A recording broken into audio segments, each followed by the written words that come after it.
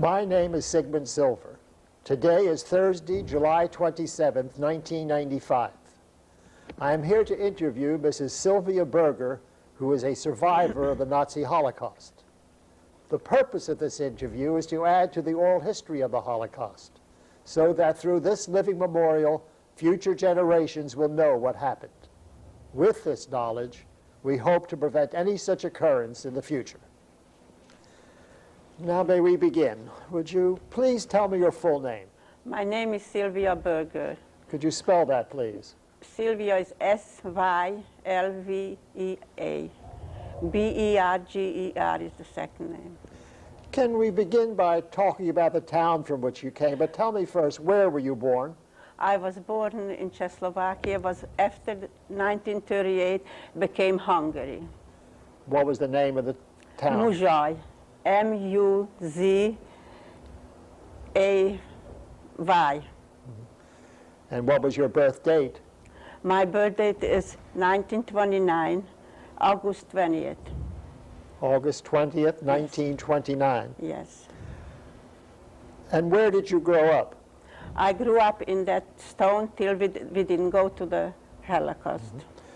Now, what part of Czechoslovakia was that? Near what large city? Beregszáz, Užhorod, Munkachevo. Approximately how many people lived in your town? 300 Jewish families lived in the town. And the other population? Was Hungarians.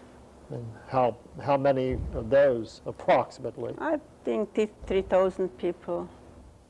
How did most of the Hungarians, how did they earn their living? Mostly they had, winery was there. They worked wineries and with fields. And animals, cows and chickens. And it was not a small town and not a big town, it was middle. How did most of the Jews earn their living? The Jewish people, they had wineries and they had businesses. Now you say there were Hungarians, and yet you said it was part of Czechoslovakia at that time. Yes. When you were born. Yes. But that was a Hungarian town. They were very, very Hungarian people. Even when it was Czech, they always wanted to fight that was Hungary once. Can we talk a little about your family? How many children were in the immediate family? We were 9 children. I am the 3rd child from the 9 children. And could you tell me their names? The name was Max, Esther, and Sylvia, and Scheindlaya, I don't know, you know the Jewish name, Scheindlaya, Ibu, Henyu, Meyer, and Hershey, and Hani. What were your parents' names? Alexander Berg and Paula Berg. So your maiden name was? Is Berg. How do you spell that? B-E-R-G. Do you remember your mother's maiden name? My mother's name was Libovich. L-E-V-I-T-S. How did your parents earn their living?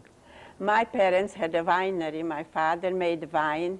We grew grapes. And my father bought more grape wineries, and the people took it down, and he made wine, and he sold it in the barrels. How far were you able to go to school before the war interfered with your studies? Well, we had in the same town only small, the bigger school, the high school already.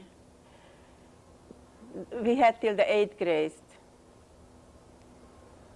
And do you remember any incidents of anti-Semitism that happened to you or your friends or family during? But it was always Semitism, since I remember.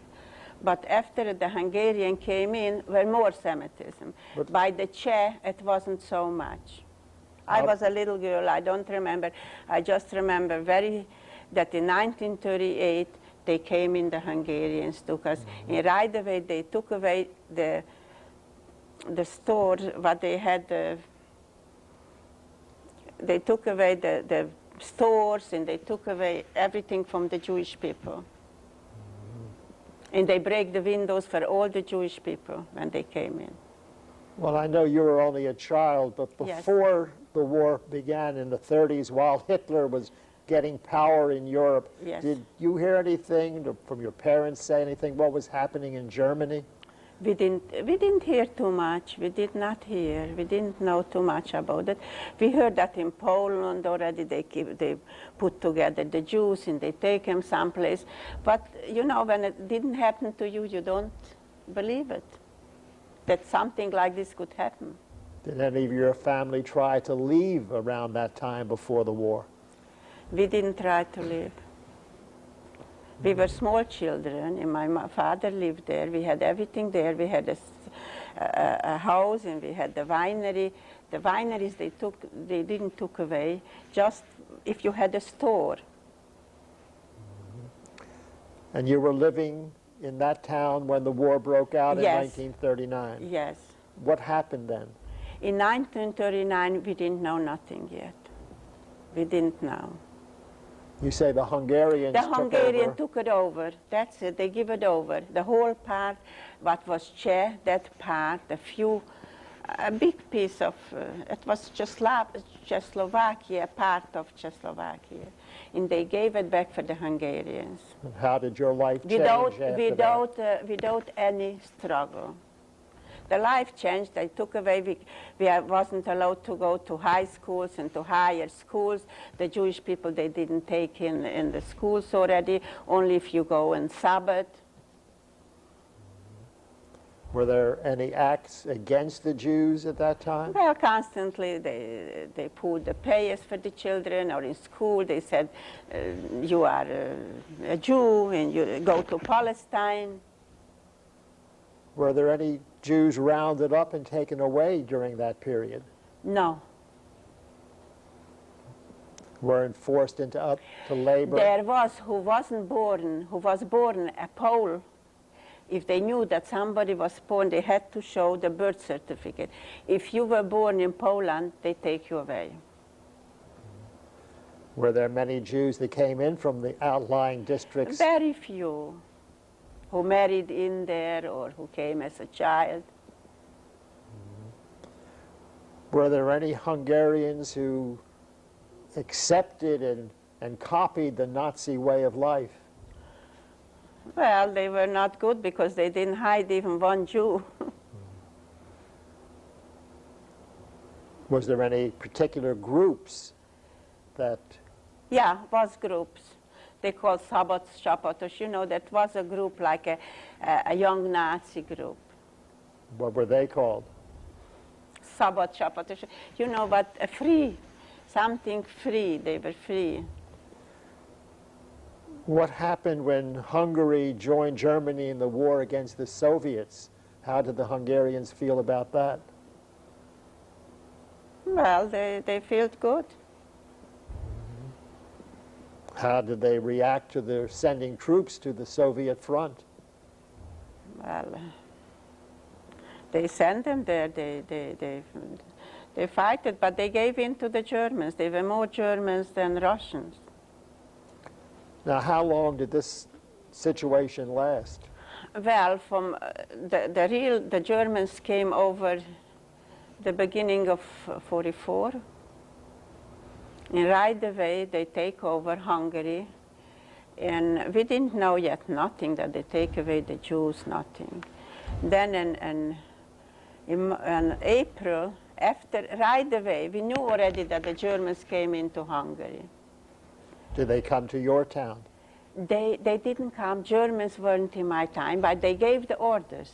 In our town wasn't police, you know. Something was wrong, a stealing or something. Then from the next town came in the police. So after Pesach, the first day, it was in 1944, I see the police is there, and I looked out, and I run in, and I say, my father, the police is here. Not long, they went They didn't say nothing. They went to house to the Jewish people. They gave them 10 minutes, pack your things, whatever you can carry, and you come with us. So we don't know nothing. My father said, listen, we have to go. They will kill the Jews. Because you heard already that the Germans want to kill out the Jews. We packed everything in. They took us to a big shul in the town. Was every Jew came there. We were sitting on the floor. They picked up every Jew. And after it, they took him into the next town, to barracks, where in a factory, like a brick factory. It had only, didn't have walls, only a roof. It had only a roof, and they gave for every family a corner. What possessions were you able to take with you? Just a light cover, in a dress, whatever you can carry in your hands. Not luggages to travel, just what you hand in the hand. My father said he looked around and has listened. Your life should be like a candle. I gave it to you till now, and this should light you the whole life. I don't know where we're going, where we will live. We don't know what will happen. They took us in, the whole town, to the next big town there, and they gave everybody big barracks. They gave everybody a corner on the floor. My youngest sister was 2 years old. How old were you at that time? I was 14. And my youngest, and after it was 2, and that's how it was, 9 children. My oldest brother wasn't home. He ran away to Budapest. They heard that the Jewish people, so he tried, he made himself Irish papers, and he ran away to Budapest. But we were girls, everybody stayed home. And it came at night, and that's how they bring in from every town, they bring there the Jews from the community. It was in that town was about 8,000 Jews from different little towns. The last they bring in from the same town, the people. Do you know, what was the name of that town? Baraksas. It was a big town. They gave us a corner, and it came at night. The children were so crying, like the sky would open up. Yeah, I couldn't sleep. I stayed and I said, what it happened? Who did this? So my father was a very deeply religious man. He said, Messiah is coming in the Torah, and this will happen. And you see, everybody is here. Lay down and sleep, he says. I could not sleep because it was, and that's how we were there 5 weeks. Now, what were the living conditions like? The living conditions, I don't know who gave us. They bring them from the town. The Jewish people made the kitchen, and they send us in food. The living conditions was terrible. They made holes for, excuse me, you went to the toilet. People throw there in gold and everything. And that's how we lived. People died there. Anyway, but they didn't do nothing. Were you living in buildings at No, this that point? barracks, whole long barracks only had a roof. And they used to make their bricks. They made, you know, the bricks they made there for buildings. So it had only a roof, and they made the buildings there. Until they bring in, must be the first ones, because they bring in slowly from the towns all the people, till all the people communicated, till everybody was there, they started to go to Auschwitz. Was there any organization by the Jewish people to help themselves? It was who brought in the food and who did.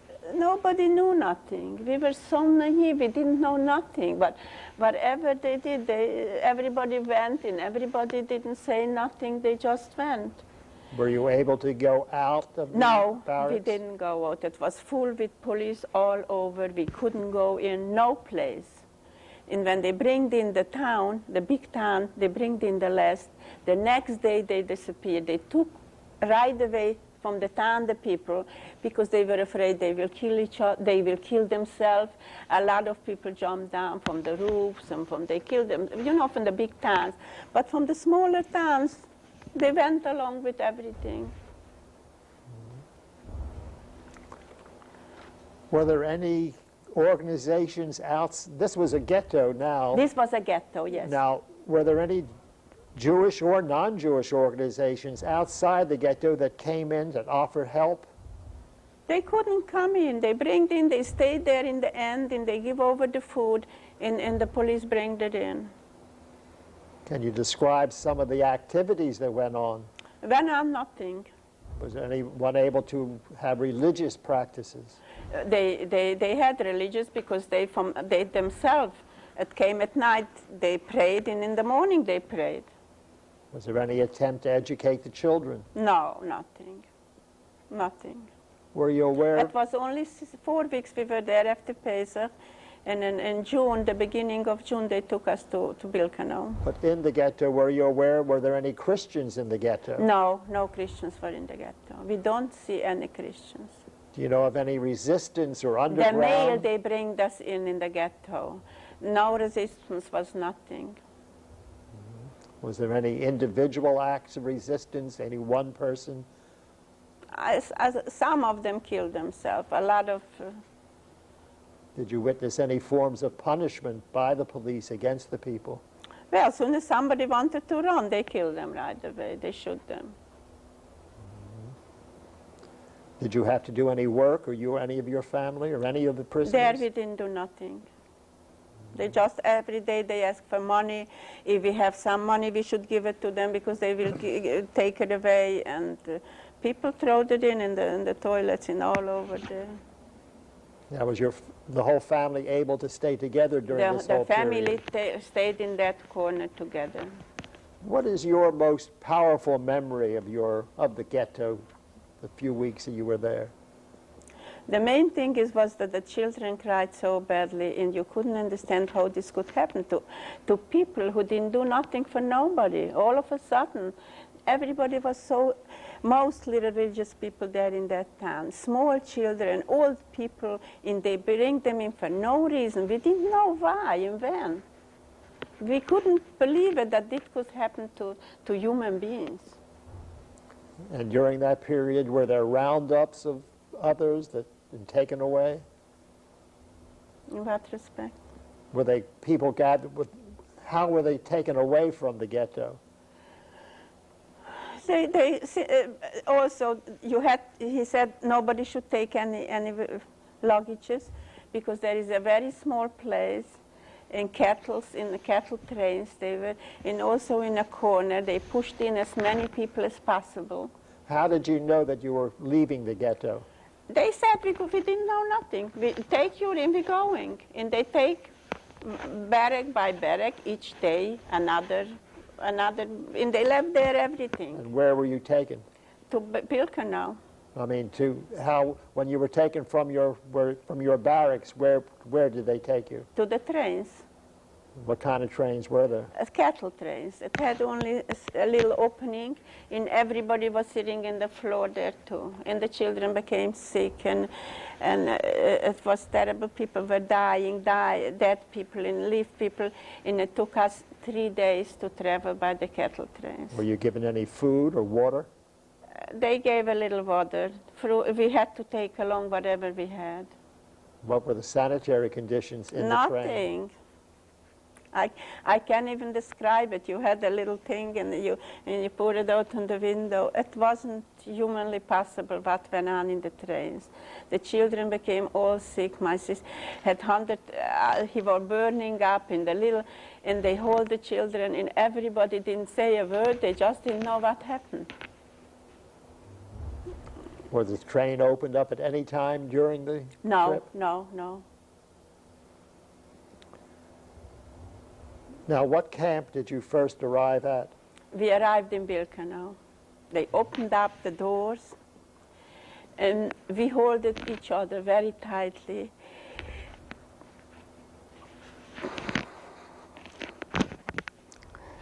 And my father said that the dogs were there, and the Jewish people worked with these people. They tried to help them come down from the trains, and the German people with big dogs. So my father went into him. So she says, slowly, the German shouldn't hear. What should my wife tell? How old is she? So he looked at my mother. He said, tell her she's 60. She was 40 years old. And we went on one side, then we had to go through where Mengele was. So he said like this. And so I went on this side, and my mother went on that side with the children holding her hand. A sister, an older sister, I was the third, and the younger sister, all of a sudden she runs after us. A younger sister than me, she was very... So I said, why do you run after us? Go with mother, you wouldn't be, you can. So somebody, she said, pushed me on this side. So she ran after us, but it was an older sister, she went for my mother because she helped her to hold the child. We arrived in a big, big room, and they said that everybody should take off all the clothes and everything, we should just naked. And they took us in another room where they shaved the hair and they shaved everything. And they gave us, for a small person, they gave a big dress. It was something very, in big shoes. When we came out, we looked like crazy people. We saw other people before us. When we went in, we said, look, they bring here the crazy people too. We figured everybody's crazy. They don't look normal. So we came out from there. And they took us again in a barrack, 13 people on one, there was 3 layers of bed. Also a big barracks for something, and this was already in Birkenau, in the Seelager it was called. And a girl was the Lagerälteste, she said, mark this day when you came, and I'm here already a long time, and I survived from a lot of people. And every of them. Then the Jewish doctor, you know, that was a Jewish doctor who was between the people. She always took care if somebody had a headache or something, we told for her. Every day a doctor came in and said if somebody doesn't feel, should come forward. They should come forward. As soon as somebody was sick, they take away. And they knew already that they killed them right away. Where did you get that information? We don't know. They talked about it. Something, we didn't know that they killed the parents. A cousin was with me. She was 13 years of age. She said, I want to go to my mother. I want to go to my mother. I can't. They gave us a little soup full with stones. She couldn't eat. Right away, she became sick. Typhus or something break out there, a sickness. And the doctors came in, she said, you know what, she was afraid, I will eat everything, I don't want they should kill me. And she drank the soup, and she had all the rash on her face and in the hands. And a doctor came in, and every day she said that who is sick, because if somebody was sick, the whole camp will get sick and they all will die. So they took away right away who was sick. The other people shouldn't catch it. So I told her, you know what, if the doctor comes, don't go down. I will be up. We will cover you. They wouldn't know that you are here. So the doctor came, but from the top, from whoever slept the top of us, saw that one girl didn't come down. So everybody was worried for themselves. So she came down. She said, one girl didn't come in right away. She said, don't do this, because you do only harm. They will all kill the whole barrack if you wouldn't say you're sick. So they took her away. She never came back. And what members of your family were still with you? It was two sisters and that youngest. I mean, we were all together, 3 sisters in that together. The very young sister, they right away take her away in a children's block. She was between the children because she was very young. You know, and every day they took away from the children block the children to get killed. They took away slowly, slowly. But she wanted so badly to leave that she hid it in the kitchen. She hid it, she ran away, and she was hiding. All of a sudden, they said that this and this and this, you know, when you stay by every morning, you stay about 3 hours to count the people. 5 people in a row, very straight. And some came to Germany and said, this goes to a transport. And they took us in the next lager. The next, not far, just the wire was dividing us. And we came there, and they said they will put on the number on us. And they put you to work, and you should be very happy because you wouldn't get killed. If you have a number, you will work, they need you work. So we went, they put us, Weberei was the name, the next lager, and we made from hair, from human hair, we made wires, big wires. We made from the hair. And my sister stayed in the other lager, in the say lager, in the children's block. She said, every day they come, here is the bread. They gave us a little small bread.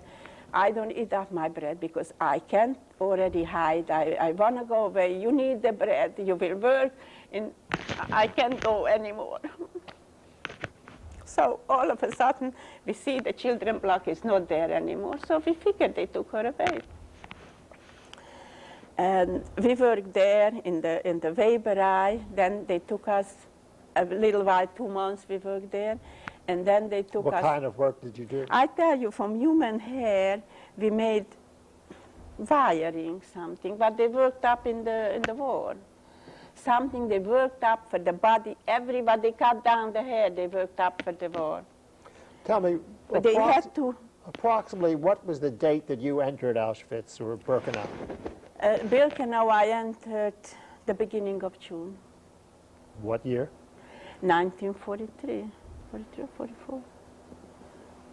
1943. How long were you there? A year, 1944. 1944, yeah.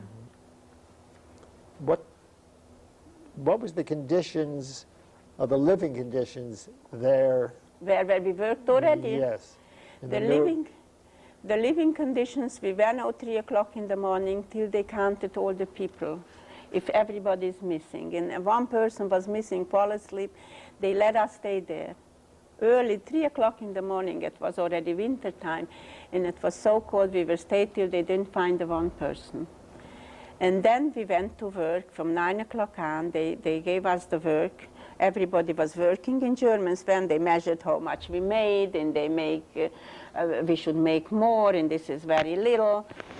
And we worked that. We worked for 2 months, and after it, they came that they want to make a water that should run this way instead of that way, you know, for the city, something. And they said they took Ocean Commando of us. We went, the girls pushed wagons, and we with shovels, we picked the earth, and we put it in the wagon, and we pushed it. 4 girls pushed it, and 4 girls made it. In about 3 kilometers, we walked every morning. And we run in the front because in the back, always you have to schlep the dead people. Always people died under the way. Anyway, the people had to schlep the dead people home. It was 3 kilometers every day coming and going. And this went on. This went on till end of December. The Russians are already coming. We didn't know. All of a sudden he said, they closed everything, and everybody should go in the barracks, and they said that we're going away with trains. Well, before that, can you describe what you saw of the physical setup of the camp? Do they have fences, electrified, or everything guards? was electrified. The wires, everything went. From one lager to the next was high wires. You touched it, you died right away. Everything was electrified. You can't go no place. Everything was electrified. Now, what different types of prisoners were there, other than Jews? Were the Gentiles, politicals? Was a very little Polish and Gypsies, and very little, but they were something very bad, they bring them there. Criminals, somebody. How were the different kinds of prisoners identified? They didn't know. I mean, the Polish people were mostly already, they were the commanders because they were already there more, they were very rough. So they were the helpers for the Germans. How was it designated that you were a Jew? Well, we had only numbers. Nobody knew nothing. No marks on your clothes? No marks. No, there was not marks in Auschwitz there. Only you had that bad clothing. Your hair was, they constantly cut your hair because if you worked, they wanted you should produce work. And if you worked with the outside, they wanted again you should work very hard. This was in Auschwitz. Was there a difference in the treatment of the Jews from the other prisoners? No, everybody was equal treated. They didn't, the Germans there, what they were there, they didn't say a word. They counted. If somebody was not staying right, they shoot them. If somebody didn't arrive exactly in time, they shoot them like nothing, like a dog. Who, if other than Germans, guarded the camp? The Polish people guarded the camps. They're mostly Germans, only German. Men and women was there. A lot of young Germans in girls, a lot of young girls, Germans, in uniforms, in the... Do you remember in particular any officer or guard? And what do you remember about them?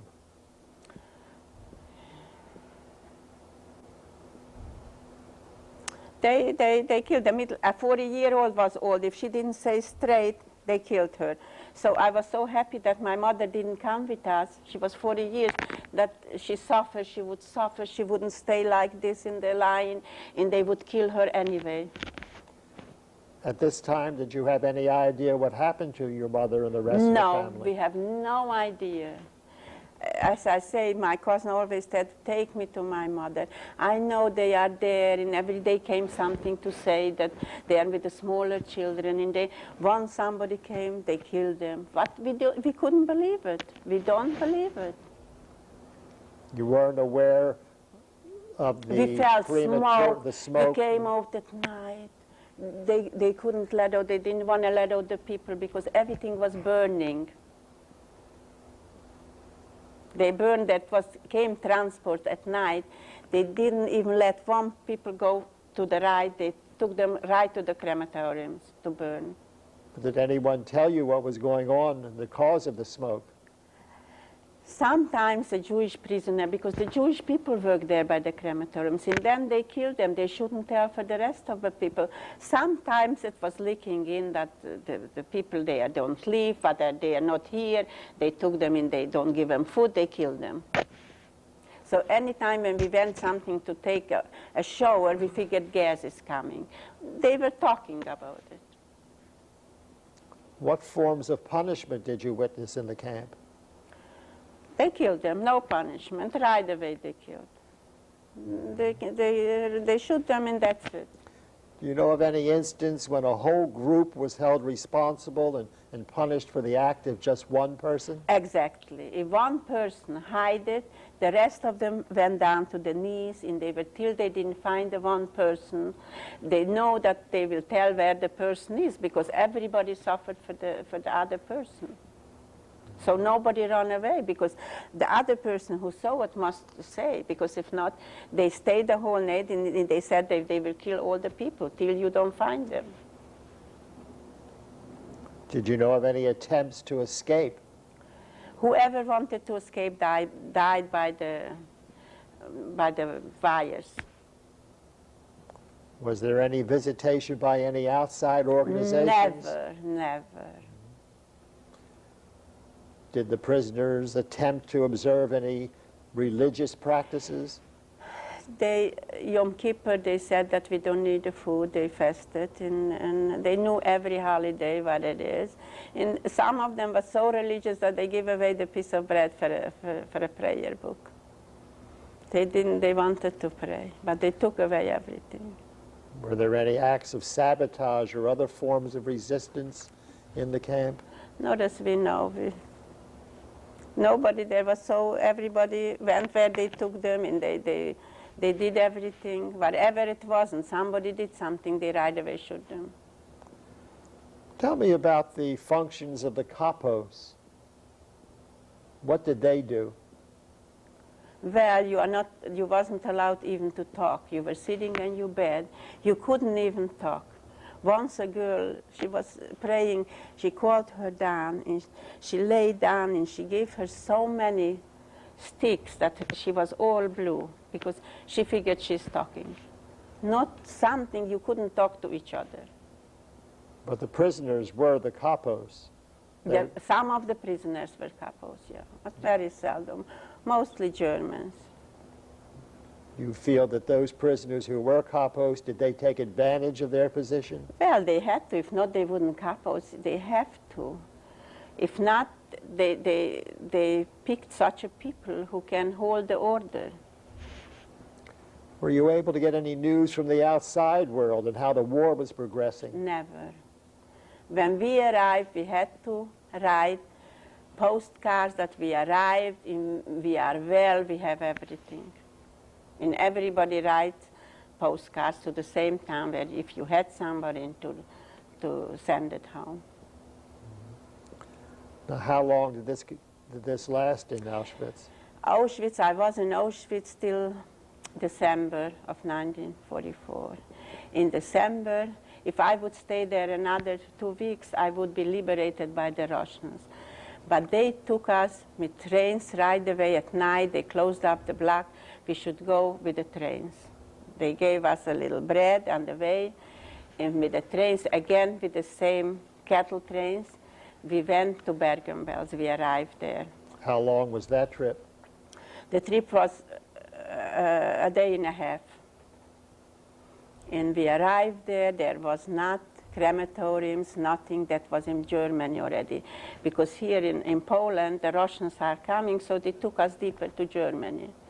We arrived there. We were the first people there. We started there. And we didn't do there nothing. In Auschwitz, we worked.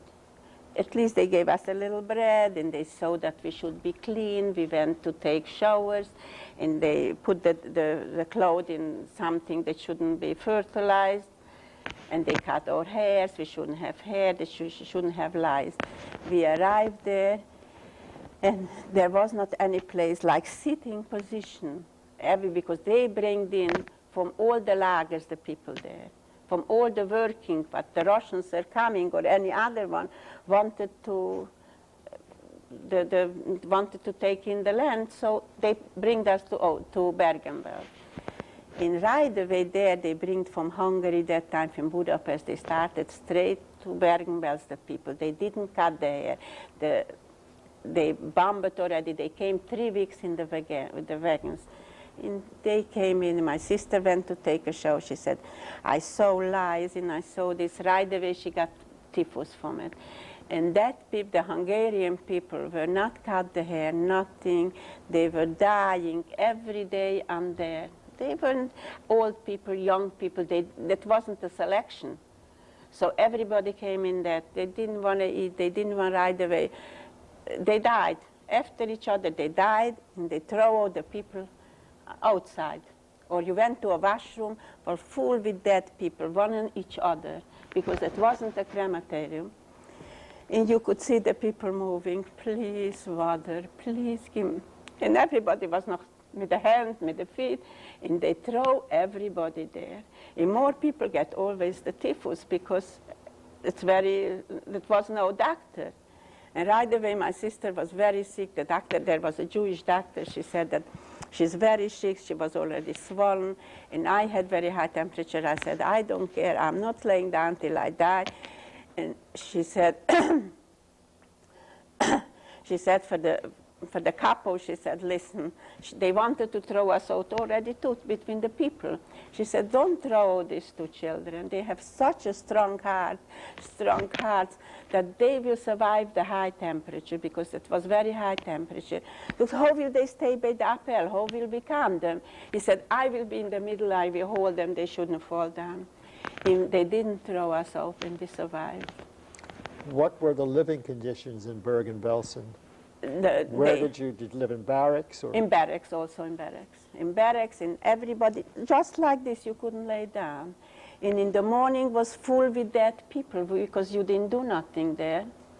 So they stepped on the people in the everything. What were how about the food there? The food, they gave us the same food like in Auschwitz, a little soup and a little bit piece of bread. What time of the year was that when you arrived in Bergen-Belsen? In December. We were there from December till we survived, till we get liberated. But how did you attempt to protect yourself against the terrible cold weather there when you first arrived? We were freezing. Everybody's hands and foot is freezing. Till you stayed outside, right away my hands and foot are frozen. You were young, you had in your body enough, you know, that's why you survived. Otherwise, all the sicknesses, who would, even an aspirin they gave you. Were there any further selections while you were in that camp? No selections. They died anyway, everybody. Everybody, very small percentage, was liberated from death camps there. Did you or other... Whole bunches of dead people, like mountains from dead people. One on the top, they were still alive, as I tell you. They begged water. Did you or other prisoners do anything to help each other? We tried to help. We felt very sorry. If that, what should you do? You can't do nothing. Everybody was helpless. And what was the physical setup of that camp? Did they also have electrified fences? Yes, electrified fences. Tower guards? Covered guards all over in the top and in the bottom. You can't do nothing.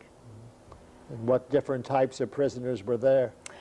The same thing. The same prisoners that they bring in from Auschwitz and from the camps, but they were near the Russians. Because the Russians liberated Poland earlier than Germany. We were almost the last ones to liberate it. And who, if other than the Germans, guarded the camps? Only the Germans. Do you remember any particular guard or commanding officer there? They were all mean. That was so naturally that they are mean.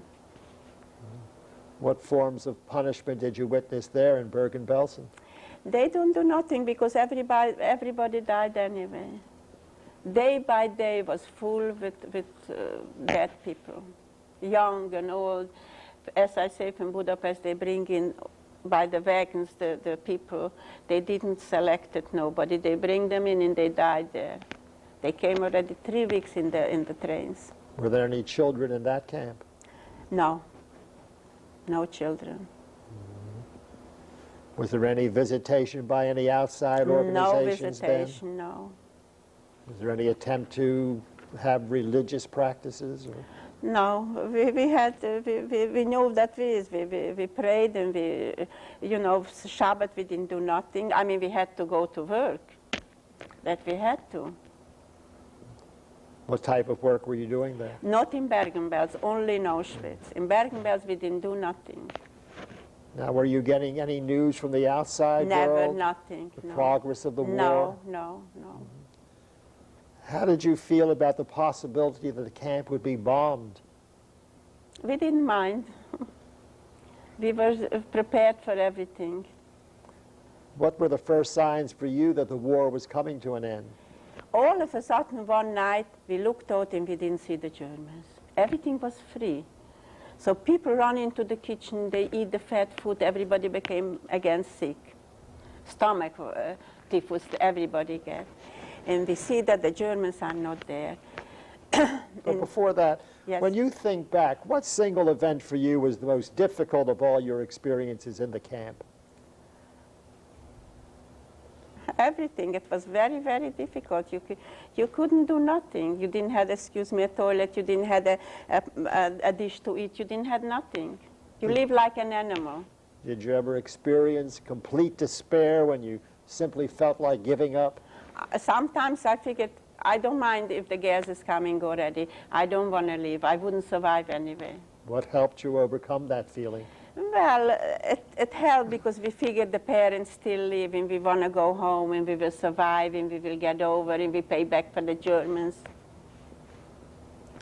Did anything happen in those final hours before liberation, either to you or those around you, that stands out in your mind any more than anything else? Everybody was sick. Everybody was so sick. When they liberated England, they came in, and everybody, they see if it's pays to pick them up and take in a hospital or leave them there to die. They were so happy whom they picked up because they didn't have any too much place in the hospital. So whoever was in a condition who was helping, they figured they could help, they will pick them up. If not, they let them there. So we knew whom they didn't pick up, he died there. Can you describe your feelings at that moment of liberation? I didn't know if I should be happy or I should be crying. I tell you the truth. I was so emotional, I didn't know what to do first. I should go eat in the kitchen. I didn't want food. I didn't have already an appetite for the food. So I just figured that maybe my brother and my parents will live someplace and we will go home. That kept him in my faith. And you were liberated by the English? By the English people. What was their reaction to what they found in the camp? Well, they were looking, young children, you know, the very young soldiers came, and they felt very sorry. They didn't know. They looked. They didn't figure. They say, look, they didn't figure what happened. They didn't talk to us. They just made me the heads. But what happened? What happened? How could it happen? And they looked on the dead people. They looked all over. Bunches with dead people were there, all over, like mountains of people. How much did the liberators do to change the conditions of the camp? Well, right away they took us in a different, they took us in a hospital, and they washed us, and they gave us food, and they took us in a clean environment. And they said they wanted, everybody was sick, they wanted to Sweden, we should go to Sweden, but everybody was so, that parents are leave, that we didn't want to go to Sweden. We wouldn't see our parents when we go home. So we didn't want to go to Sweden. We stayed there. Now and we didn't have where to go. What attempts did you make to reunite with your family? There was names, whoever survived, who lives, we went to see, but we didn't find nothing. It wasn't so punctual written down who died and who lived, so we didn't know if we have somebody or not. So they said we shouldn't go home because Russian is there. In the Russian, you can go home there. They took everything away. You know, Russia, it's not yours, whatever, everything is the cities and the thing. Where did you go? So they took us again in another camp.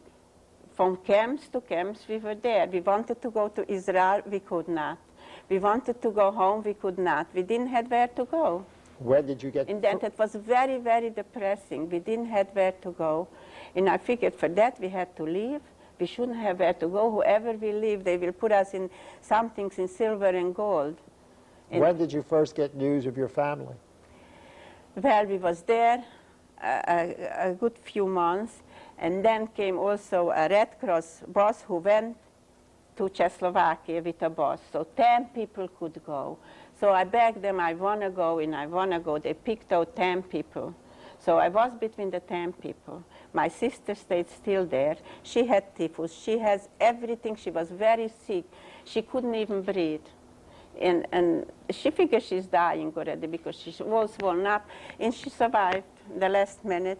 And then when I went home, I find my brother was home, and my younger sister was alive. Did they know what had happened to the rest of the family? My brother went home. He was not in the concentration camp. He went into the army with the Russians, because against the Germans. And when he survived, he went davening. He was a yeshiva bucher, and he was davening. And one came home from Lager, the first man, and he said, what are you waiting for, your father or for your sisters or brothers? Nobody is alive. He didn't know what to do. He said, I can't believe it. He got drunk in the streets. If my father they killed, such a sad, and my family, I don't want to leave.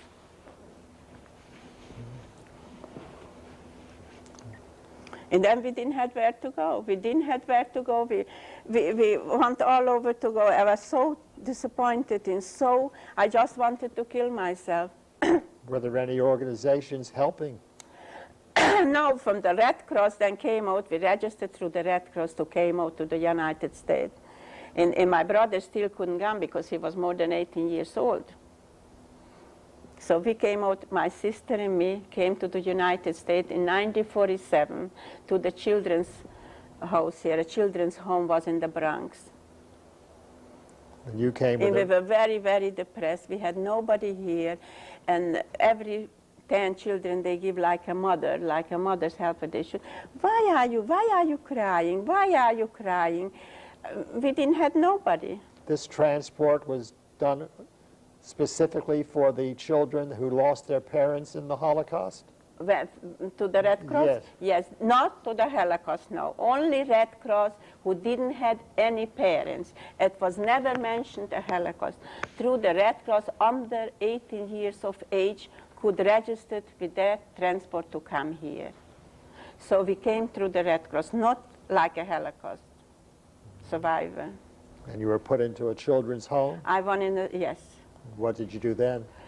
Well, then I went out and I wasn't 18 years, I couldn't work, so I lied about my age, I wanted to work. No, I had nobody, so some girl said, come, I take you to the union, he will give you a job. I arrived in the union, he looks at me, he says, how old are you? He feels so sorry, he didn't know.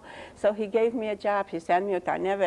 In the factories, I figured this is slaves there. I never worked, I never knew nothing. I sit down, the boss came there, I have nothing for you. And the next time I knew already, I worked better already and I stayed. So I worked in a factory. Were there still organizations helping you in any way? They said that if I want to go away to Philadelphia or to other places, then I could go. They will send me to school. I didn't want to go. I figured that's the concentration camp. I was so worried. I was afraid to move. I figured I wait for my brother and I wait for the family. You were so family conscious. If you had somebody, you didn't want to go no place. So I stayed in New York. Did you marry after the Holocaust? After the Holocaust in 1950, I married my husband, yes. You have children? I have 2 sons. When you first came to this country, did you speak of the Holocaust to anyone? No. You see, I can't even know. Can I talk? Can you share with us today why you couldn't speak of it? How could you? That's like inside, the whole thing is empty. In later years, did you speak of it? Never. How many children do you have? 2 sons. Have you ever discussed the Holocaust with them? Not very much, because as I say, I couldn't talk. Look, so many years, and it still hurts. Why? If you were to tell us something about the Holocaust that could live beyond us, what would it be? What respect? I mean, how would you like future generations to remember the Holocaust?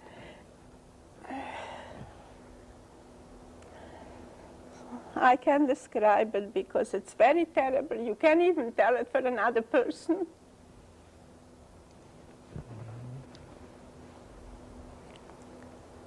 Before we close, is there anything you'd like to mention about your experiences that we haven't spoken about? That happened when I wanted to come. We didn't have where to go. I said, why didn't Hitler kill all the Jews? Because we don't have that much satisfaction. I was very disappointed that they should say 100,000 children should come to the United States whom Hitler killed the parents. No, it wasn't. I had to come out just with the Red Cross. No mention, no place, the Holocaust. In whatever has said that nothing near the truth, because nobody can tell the truth what happened there. Nobody. Whatever they write the book who experience it, much more worse things happened what they describe. Nobody can talk about it. Mrs. Berger, on behalf of the Holocaust Documentation and Education Center, I want to thank you for sharing your experiences with us. Thank you very much, and I'm sorry I can still talk the whole truth. Nobody will know whatever happened, because nobody can tell the truth. That's not describable, no. And I personally want to thank you for letting me share with you your thoughts and your life. Thank you very much for letting me tell me. I wanted to say it before I die. Whatever I can, that's not the whole thing. Because the whole thing, what happened there, how everything was, you can't describe it. Every minute of your life was in danger. Every minute you lived, every minute, you can't describe nothing. Nothing is near the truth. Thank you. You're welcome, and I hope it will never happen again. This has been Sigmund Silver interviewing Mrs. Sylvia Berger about her experiences as a survivor of the Nazi Holocaust. This interview will be included as a valuable contribution to the Oral History Library of the Holocaust Documentation and Education Center, Incorporated.